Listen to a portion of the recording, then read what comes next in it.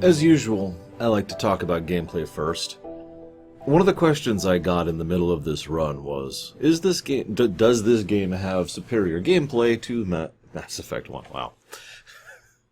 To Halo 1. And the answer was, See, here's the thing. I stumbled there because the comparisons between Mass Effect 1 and Mass Effect 2 and Halo 1 and Halo 2 are fairly apt, I think.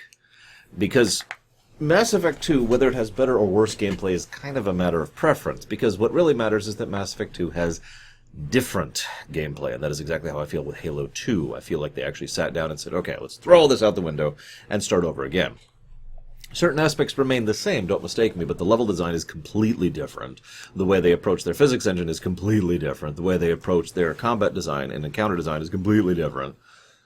Right? It's a whole new system. There are very few things that are the same. I'd say the overall AI structure and gun design. I would say those are the only two things that are really the same. Everything else has simply been changed. Whether that's better or not is up to you. I will say for the final score, even though both Halo 1 and Halo 2 got a net +3 to gameplay, it's worth noting that Halo 1 got less positives and negatives, whereas Halo 2 got more positives and negatives, and I stand by that. That it was admittedly made a little bit worse by the fact that Halo 2 crashed several times during this game. Hard crash. I had to end task a few times. That's fun. But you're here to talk about specifics of gameplay. What did they change? How did they change it? Well, I already mentioned how guns are mostly the same, so I don't have much to say there. Same with the AI. But encounter design. Let's actually talk about enemies. Early on, there's a map where... doesn't matter. They have several new enemy types in this game. I don't know any of their names. Please forgive me. But we've got the flyers, right? And then we've got... the flyers would usually go alongside the sniper people, and usually they'd have grunts backing them up, right? Cool. The significance of that, though, is that we've got the snipers who are willing to pick you off as soon as you actually poke your head out. We've got the flyers who are constantly buzzing around trying to encourage you to move, since they can actually outflank you and get behind you and around you. And we've got the grunts who are just kind of peppering you. They're the dots here, as someone in the comment section of the Halo 1 thing first mentioned. They serve the same equivalent as those the little dinky things, whose names I don't remember, of the Flood, you know, the little tentacle dudes.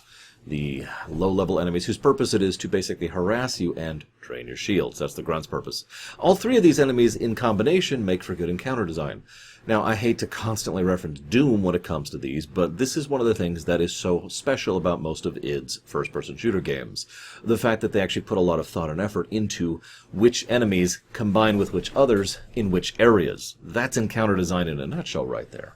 They do good stuff with that here. Also, most of the new enemies are reasonably well designed, too. I mentioned the flying bug guys just now. They're flying, right? They have weapons that aren't super accurate, and they won't hit you all that often, and they don't do all that much damage, but they will harass you. They will move very rapidly. So they are enemies that are basically skirmishers, right? Here's the cool part about that.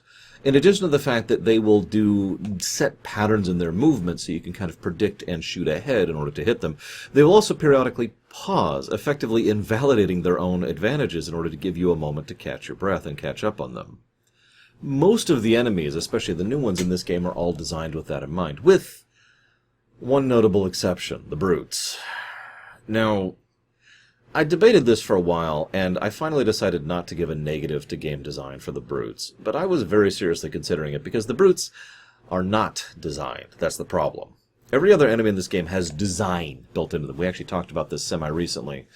I don't remember which game it was. It was several games ago where we were talking about how it just felt like there was Resident Evil 3 Remake, that was it, where there was just an absence of design in the levels. It's the same thing with the grunts. They have health, and when someone else is damaged, they will charge you and melee attack constantly. That's kind of it. There's not really any other significance there. We could talk about how they don't coordinate, except I'm not sure that's actually true. We could talk about how they don't attack in a group, except I never observed that to be true. We could talk about how they tend to be backed up with people like the shield guys, for example. Except, again, most of the encounters with brutes aren't really designed all that well to take advantage of the brute's nature. In fact, probably the more interesting encounters that include brutes were the ones where the brutes weren't actually fighting you. It was during the Civil War sections on the... I can't remember the name of the ship. High Charity, on the High Charity. You know? Now, that's fine, but that's not good design, and I feel that that's one of the places they dropped the ball, so to speak. There were also several aspects of, weirdly enough, padding for such a short game. I think we encountered a grand total of 3 elevator sequences, 2 of which were as the Arbiter. Sure. We also had problems with the checkpointing. I know I actually already complained about the checkpointing. I'm not going to repeat all my thoughts on it since it is apparently the exact same checkpoint system. However, there is one addendum thought that is distinct to Halo 2, and that's the fact that they have an overlap design problem. And I'm going to try and explain this. I'm going to fail at this. Sometimes games will do a thing where they introduce a mechanic or a concept or whatever, and, well, it's bad, right? It causes issues. It lowers the enjoyment of the game, the very definition of a gameplay negative. But what tends to happen sometimes is that decision, that game design decision, overlaps with another game design decision. And so this decision over here isn't actually bad in and of itself, but because of the fact that this is happening, now it is made bad. A perfect example of this is the durability problem over on Legend of Zelda Breath of the Wild. Because the durability problem is its own problem, and I do personally think it is a bad mechanic. However, the fact that it overlaps with so many other aspects of the gameplay design of Breath of the Wild is why I think it is such a bad mechanic. Because of its implementation and that overlap. Because it made other mechanics worse. Now, I don't want to talk about Breath of the Wild here, but the checkpointing system. So they got rid of health, right? Okay, that's cool. That's not a big deal. I mean, yes, I know there actually is health, but effectively you have your shields and then you have like a very, very small amount of health afterwards, and that's it. Okay, cool. I'm with that. The shields also seem to take more damage. That just seems to be my impression. Also, the shields, they say they regenerate faster. I'm not sure I believe that. I think the regeneration speed is faster, not the regeneration time, aka the cooldown, the amount of time you have to not be shot for them to regenerate. Now, that's not a bad thing, except when you add the checkpoint problem on top of it. How about the encounter design? I mentioned that earlier, where they have several areas where there's certain enemies which are designed to be, raw. Okay, cool. Let's say you get checkpointed in the middle of one of those encounters, and now you suddenly are reduced in the type of weapons, ammo, and general tools that you as a player have in your arsenal in order to deal with that encounter, because you've been checkpointed in the middle of the encounter, rather than outside of the encounter where you can then walk in. Now, yes, I know you can die rapid fire to rewind, but do you see what I mean by this? How the checkpoint can then overlap with other problems, and with other game designs causing problems? It was the biggest source of aggravation for me in the run by a huge margin. And I felt stupid because I kept banging on about it during the actual run, because there just kept being instances where it just kept making the game worse. However, there's still good design here. In fact, as I mentioned, the actual mission design is substantially better. The early mission where you're going through Earth, the Earth City, the one that gets blasted by someone doing a slip drive in Earth ammo. Yeah, that's, we'll come back to that one later, by the way. That is a legitimately good mission. A large variety of different encounters, allies who assist you throughout it. There's good banter. There's good set piecing. Most of the actual terrain is designed to actually give you choices and options when it comes to the combat. The flow of the whole sequence is very good. It was just good stuff, right? Also, later on, there's the mission Gravemind, which I actually rather enjoyed, except for the arena section. I actually gave a positive and a negative to the Gravemind mission. But the whole intro part, going to the prison cell, breaking people out, again, good use of terrain, the fact that you can actually, rescue the Marines who would then assist you, and the fact that the Civil War is going on in the background while this is happening, and a huge variety of different options with regards to the arsenal you can use going through the level. All of that's good design stuff, right?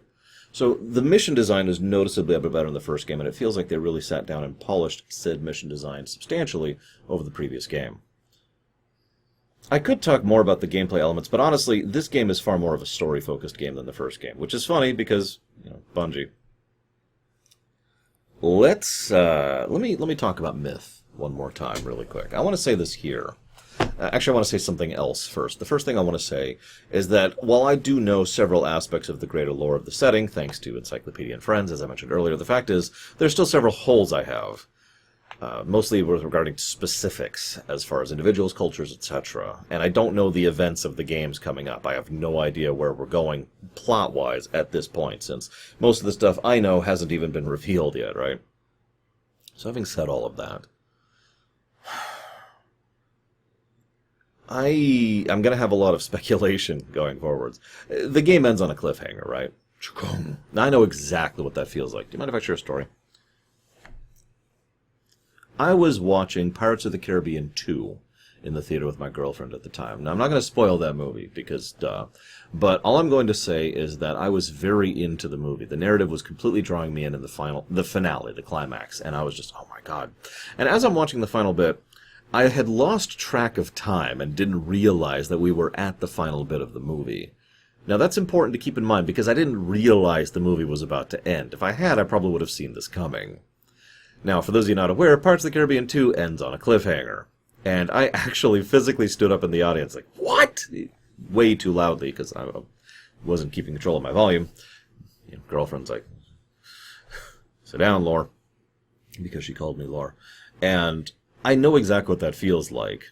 To have a to be continued and be like, okay. And I think the reason I use that exact example is because that I didn't realize we were at the end feel is the same feel I get with Halo 2. It feels like there should be a final mission right after the final mission, and there is not. Now I know they were rushed and there were 3 missions that were cut, blah, blah, blah. But my point is, I can absolutely feel what it would feel like in the moment, back in 2004, I think, when this came out, when people were just like, what? Because to be continued. Thankfully, unlike some games, this one actually was continued. I want to compare this to another game really quick. Half-Life 2. Now, I've compared the first game to Half-Life 1 a lot, and I will try not to compare this one to Half-Life 2 quite as much. But it's interesting how both games kind of drifted in the same direction, didn't they? Far more story-focused, far more cutscene-focused, actual development of real characters and characterization, rather than just, caricatures, or people who, in some cases, didn't even have names, who were just kind of there in the background. And a main character who, admittedly, is still a non-character and mostly serves as a vehicle for the player in order to enjoy the story and narrative around them. Yeah. Also a complete shift when it comes to the engine and the gameplay design. Just, you could see the progression path. Again, not a dismissive thing. Although Half-Life 2 still hasn't been continued, whereas this one has. So, point Halo. Anyways. I also want to compare this to Myth really quick one more time. For those of you who haven't played the Myth series, Myth 2 kind of ended on a cliffhanger in its own right. Not in the same way. More of a, there should be more. And of course there wasn't, and I kind of already discussed the reasons why in my previous video. But I wanted to mention that because the other big comparison there, other than the to be continued, is it really felt like they wanted to show where it was going. And I got the same vibe from Halo 2.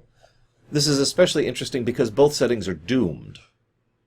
Now, I'm not going to spoil Myth, but for those of you familiar with that franchise, it's only 3 games, familiar with that franchise and that setting is pretty doomed. I actually legitimately am not sure how they could ever restore or fix that setting from its doomed status. Sound familiar? Now, I know there's a Halo 3 and Halo 3 Oddst and Halo 3 Reach and Halo 4 and Halo 5 and Halo Infinite and Halo Wars and Halo Wars 2, but I don't, from what we have seen so far with the Covenant and their galactic reach and their civil war and the Flood, who now have access to the entirety of Charity, which is billions of lives, that's a whole lot of biomass they can use now. I'm not sure how this is a fixable scenario. It'll be interesting to see what they do going forward. I also want to comment on, I just mentioned the characters. I do enjoy and appreciate the fact that the characters are characters. The fact that we actually have characterization. Cortana is still mostly a secondary voice, mission control thing, and the Master Chief is still just a vehicle for the player. But Johnson, and I forgot everyone else's names, Johnson, Arbiter, Artos, Truth, Regret, Mercy, all of them actually have development characterization. All of them have characterization. Some of them have development, character growth throughout the course of the game. Artros being the good example of that one, where he actually goes from being the rival, I don't really care about you, to I've got your back no matter what. It's a nice little progression path there, and we see a little bit of that with the Arbiter himself as he kind of pulls out of his own problems. There's some good stuff here is what I'm trying to say, and it was nice to see this. I don't have much to say about the individual since we're still ongoing, but I want to mention a couple of specifics that really jumped out at me. First of all, Tartarus, or however you want to say that, and the Brutes. Question: do you think they're stupid, ambitious, or both? Now, I asked this on stream, so feel free to not answer if you already answered there. But if you didn't watch the stream, feel free to answer, because I'm actually curious of your questions. Now, let me explain what I mean by that really quick, though. So, I made a reference to them being the new Praetorians, the Emperor's Guards. What it feels like happening here is the brutes have been chafing under the elites for a long time and have been wanting to prove themselves superior to the elites. We are the actual followers of the path. We are the ones who are going to make the journey happen. We are the chosen servants of the prophets, not you. And that's the vibe I got from the grunts, especially Tartarus himself. Tartarus, excuse me. It makes me wonder if they are just so stupid as to not recognize how dumb this move is, or if they only look at it as a good thing. Like, we have been elevated, because we see there's a very strict caste system, which is species-based within the Covenant, and that's something that's developed within this very game. You know, the grunts, the Unghoi, I actually wrote down their name right there, the Unghoi. Their story just, oh my gosh. The destruction of their planet because of a slight infight which led to what could have been argued to be a rebellion, leading to the annihilation of most of their race percentage-wise, is just horrific. But we have this caste system, very layered, very species-based, elevating one. It's a classic approach, right? You make sure that the castes are more interested in fighting against each other, so they're less interested in fighting against you. This also leads very beautifully and neatly into the entire role of the Arbiter. Warrior kings, as they used to be. A very old concept within real-life history, since that goes back into the BC era. But here we have the Arbiters, and we're like, how can we turn this great and venerated title into a tool that we can use? I've got an idea. Now, naturally, this didn't seem planned, more like an opportunistic perspective, since the prophets themselves don't really strike me as people who are very smart. They feel like people who had an edge and who use that to their advantage. Forerunner tech, excuse me. I don't know if that's true, by the way. A lot of what I'm about to say is speculation. As I mentioned earlier, I'm not aware of the specifics. I am mostly speculating. Some of these things were confirmed by viewers in chat as I was going, so it turns out my analysis is perfectly on point, but let's move on. The idea of the prophets using those tools to try and maintain control. So why don't we turn it into a mark of shame? That's brilliant. That's beautiful in how horrific it is. The idea of... I mean, it's hard to even use a real-life example of that, because I'm not sure we have much that is a real-life equivalent of that idea. I suppose if we were to go back to ancient Egypt, imagine if someone took over Egypt. Imagine if, Alexander, and when he's stomping through there, or the Persians maybe, or whoever else, the Ottomans did this too. Imagine if someone stomps over there and turns... They're still pharaohs. They're still pharaohs. But now pharaoh means you have done something wrong, and you now need to, through service, earn back your life. Earn back the right of your species to exist. Cute.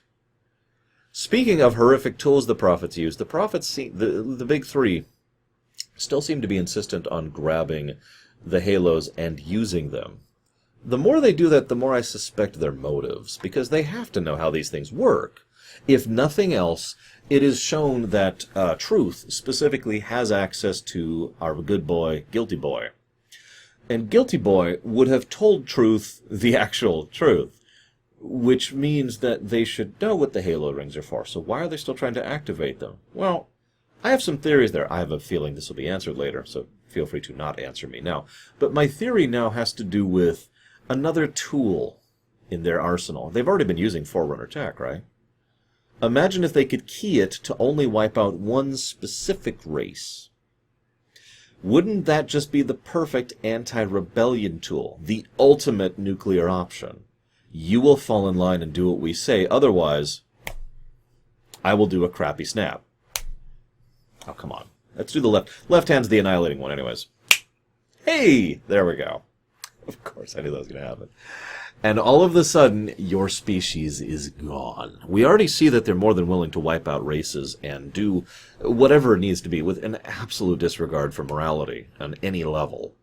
The idea of them holding that ultimate nuke over people's heads, you will fall into line or your entire race will be wiped out, is something I could absolutely see them doing, and is so many levels of messed up. I feel like I'm failing at explaining how messed up that is, because that is wrong on every fundamental level. Even from a practical concern, that is stupid. It's like the hostage scenario. The mathematical equation of the hostage scenario cranked up to 7 trillion, Anyways. But I was talking about the prophets, wasn't I? Now, I theorized about this. This is one of the things that was confirmed for me while I was on chat. I was talking about the Klingons when it came to the prophets, but another good race to compare those to is actually the Onurians, Onurians. And you're probably thinking, who the heck are those? Don't worry about it. Nobody knows who they are. They're from my setting. They have a thing where the only thing that counts is what is publicly known. So, in other words, if you were a backbiting, mischievous, scheming bastard, but you were never seen doing it, and you're never caught doing it, then the face you present to the public is the only one that exists. And that's the nature of how their culture is structured. This is very much the vibe I got from the prophets, and it turns out I was right, that they present a face, and that face is the only one that matters. But because they take it a step further than the Onurians, because in the Onurians' case, you have to still maintain the facade. If you get caught, if you're walking around calling yourself benevolence and someone catches you stealing from a pauper on the road, your name's gone. Your name is mud, because now what is seen is what is true. Make sense? But with the prophets, they don't even have to maintain it. They don't bother. Truth lies constantly. I'm not sure he said anything truthful in the entire game. Mercy is a vengeful, bitter husk who is raging and ranting, and every single line he has is said in a similar tone like this. Right? Regret is one of the most hybridical? He has the most hubris and the most pride and arrogance of the trio. I mean, he's the one who went to Earth early, right? To activate the device that they apparently didn't have the tools necessary to activate. You know, the thing that happens at the end of this thing. And he's also the one who almost directly causes several downfalls because of the fact that he refused to listen. Even when he is captured by the Grave Mind, he is still spouting about how he is the one on top. So these people, they remind me of that frickin' executive from Outer Worlds, the guy who was so deluded and so self-sure of himself that he felt that he could walk up to someone who had a gun to his head and say, I order you to go into those jail cells and wait for execution, because he thought he could get away with it. Now the difference is the prophets have been getting away with this. Or have they? This game doesn't say this outright, but I get the very strong vibe, and this is why I came up with my earlier theory about the ultimate nuclear deterrent idea, the we'll wipe out your species hostage situation. I get the vibe that rebellions are something they deal with commonly, that that's the norm, which would make sense. Well, sorry about that. Most actual ancient societies, which are evil empires, tended to have that exact same problem. Seriously, how many times have you read a history book or listened to a history sermon or essay or whatever where they've talked about, and then this king came into power, and then they went around putting out rebellions, and then they went and did other work. And it's usually just a little footnote, and then they went and took out rebellions. It was so common. I get that same vibe here. Funnily enough, a very common historical trick when you were facing a non-stop threat to your power from within was to create an artificial power from without, either directly or inferred. In other words, to go to war with another person. Oh, yes, we must all be united against the blah. It's even better if it's a holy war, because then, well, now this is a divine retribution against the humans. I mean, you see it? You see the direction I'm thinking? This whole progression. I'm sorry for gushing. The Covenant are fascinating. Horrific, but fascinating the way they're presented. The elites, you feel the idea that even though the elites are loyal, they're still only barely holding on to that particular reign. One of the things I loved best about the Civil War is that so many of the races, so many of the castes, automatically chose sides. The hunters siding with the elites along with the grunts, because the grunts who survived the purge that was ordered by the prophets were uplifted by the elites. So naturally, there's that bond there. Or how about the brutes whose only real allies is the sniper guys? I can't remember their name. Please forgive me. The shield guys. It's just they just kind of automatically turned into sides and started beating the crap out of each other. Beautiful stuff. Beautiful stuff. And of course, that is how the humans win against the Covenant. You may be wondering why I'm saying that. It's because humanity had no choice, no chance. no hope against defeating the Covenant. They were simply overwhelmed and outmatched and out everything. That's why they were willing to take a random chance on a random thing that might be a super weapon in the first game. Here, well, we see the method by which they accomplish it. And the funny thing is, they didn't do it. The Covenant kind of tore itself apart pretty much on its own. Nice touch, guys. I also mentioned the Gravemind in the middle of that one. First of all, I love the Gravemind. But I want to share a thought. Now, this is something that nobody confirmed, thankfully, so this is still the realm of theory. The Gravemind pulls Master Chief and the Arbiter and talks to them. Why? And that just stuck with me. Why? Oh, sure, the Gravemind wants to live. You know, he wants the Halo ring to not be fired. Sure, that makes a degree of sense. But that doesn't explain most of its actions and why it was acting the way it was and why it's suddenly voiced by the clones from the Clone Wars. What explains all these things to me, though, because we see it has no problem assimilating people and still using them and talking with them, as it did with Regret, who was just hilarious in that scene. And, of course, the other guy, I didn't write down his name. Penitent. Penitent was the other one. But, question, why does it bother? Well, you could say it's because of its intelligent life form, and therefore it doesn't necessarily need to win, but I have a theory there, and I think the Gravemind was being spiteful. Hear me out for a second. There's winning, which is when you defeat the enemy. But, well, let me step that back a moment. Everyone defines winning differently. It's the definition of victory. I've actually talked about this several times. If some people will walk into fiction and say, well, why don't they just kill them? Well, it's because killing them is not the goal. That's not the finishing line. For many villains, the finishing line is not the obvious one. That's exactly my point here. I think the Gravemind's finishing line, I think the victory, I think the goal here was not simply to assimilate and consume and kill. They needed to know. They need to then know that they are wrong. They need to know why they are wrong. They need to understand, comprehend, and, preferably, accept that they are wrong. There's this undercurrent of spite underneath the tone of the Gravemind as he is spitting his beautifully written dialogue at the Arbiter and at Master Chief. You will understand this. And so it ends up unifying, and I love this. The Flood, the Covenant, and the humans, via these three individuals, unify against the Covenant as a whole, against the Prophets. Ain't that cute? You know you screwed up when you managed to get that power trio going against you. But I got that very strong vibe from that. And again, I don't actually know if I'm true or not. It could be just the fact that the Gravemind was simply interested in continuing to exist, and so it decided to do what Flood can do, because Flood is an intelligent force. It's not like the Necromorphs, for the most part, which just kind of go and do. This is something that can operate, so, okay, sure. I'm probably wrong. Who knows? But I suppose this is as good a time as any to talk about the Arbiter and how Keith David is always amazing. Unfortunately, I don't have too much additional to say about the Arbiter here, except that he's weirdly engaging of a character for a genocidal madman yawn attack. What is it with fiction in doing this? It could just be down to Keith David. I brought up Rendon Howe during this run. A character who is a despicably disgusting human being who is only salvaged by being voiced by Tim Curry. I wonder if there's a similar thing here. Presentation does matter when it comes to characterization.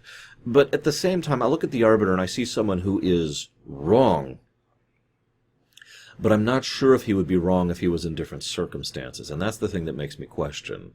There's the possibility there that if he was not born into the horrifically corrupt society that is the Covenant, if he would be a decent person, a good person, or a bad person innately.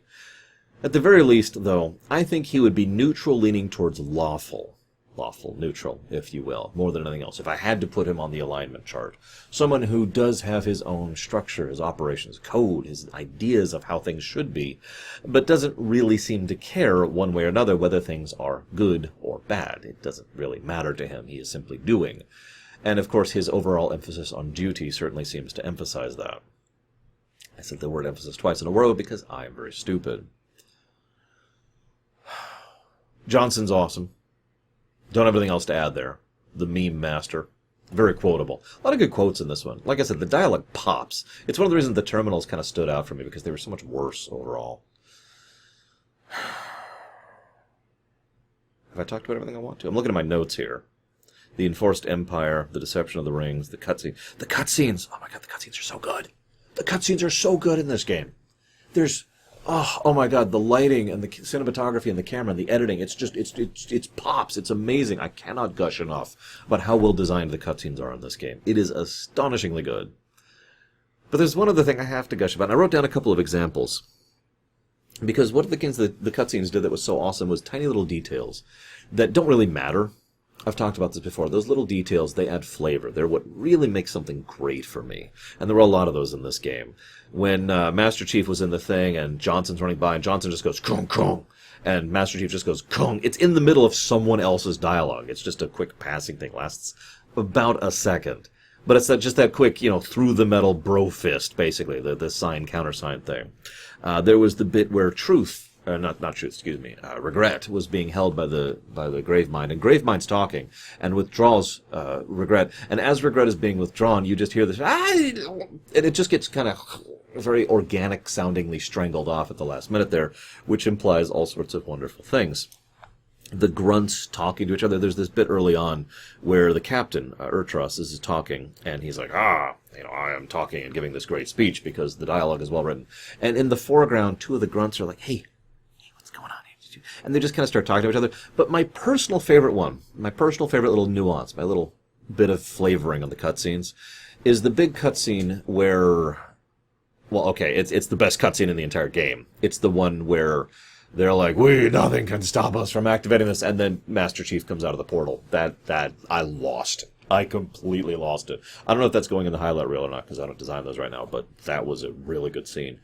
But immediately leading up to that scene, there's this bit where the camera is going forward on a long walkway. And here's the pedestal over here where they're actually talking. So the camera's kind of going up here, up the walkway, and there's several grunts and elites, and there are brutes blocking the way. And up here we have the brutes, a couple of grunts, and the prophets talking, right?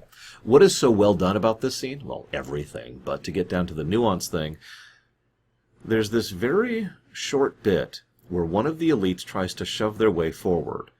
They are pushed back by the brute, and immediately, without even thinking about it, one of the grunts leaps up to try and defend the elite and is then smacked down for it. Now, you probably noticed the grunt being smacked down, because it's the more obvious thing. It's right. It's like right here on the camera. But the fact that the grunt was inspired to do that by the elite trying to push forward, love that little stuff. Love it. I enjoyed Halo 2. I enjoyed it more than 1. I am very curious what 3 is going to be like. Of course, for those of you watching this when this comes out, we will be playing 3 Monday, so I hope to see you guys there.